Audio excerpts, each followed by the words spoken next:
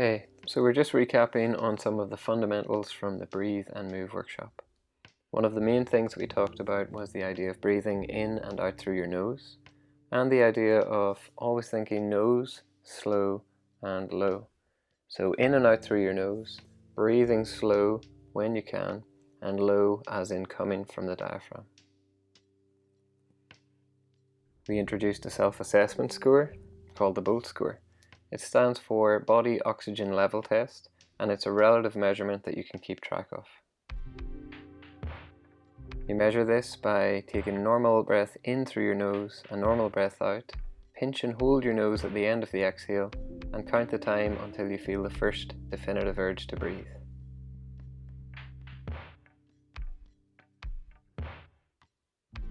Your next breath in should be relatively stress-free.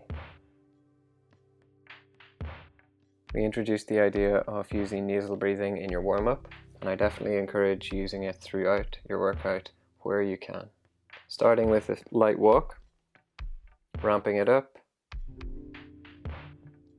maybe adding in a breath hold, and lastly, a little bit more demand.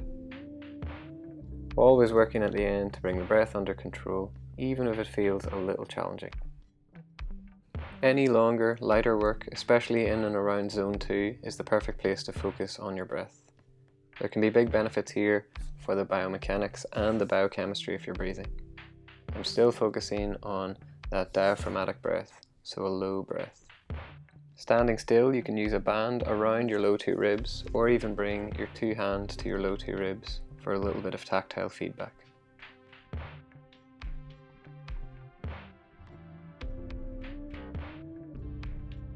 As you get into your workout, the breath work can be a little bit more challenging. At first, the air hunger will be slightly stronger because your nose provides a slower entry point than your mouth. That increases CO2 levels, and as they increase, you feel the increasing air hunger.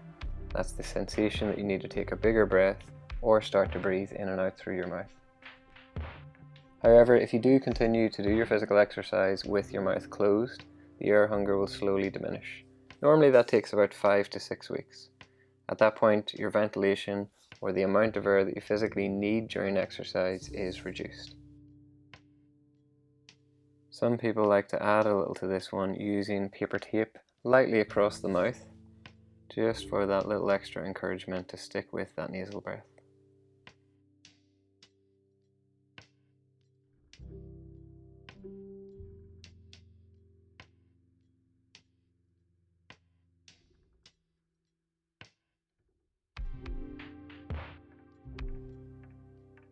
Let's not forget about rest and recovery. The lighter the better here with your breath. So adding to our early acronym, we're now thinking nose, light, slow, and low.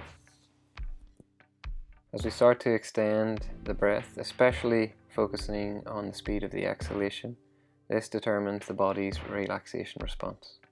When you combine that slight feeling of air hunger with a longer exhalation, that helps us to stimulate the vagus nerve and encourage that shift in states towards a more relaxed body space.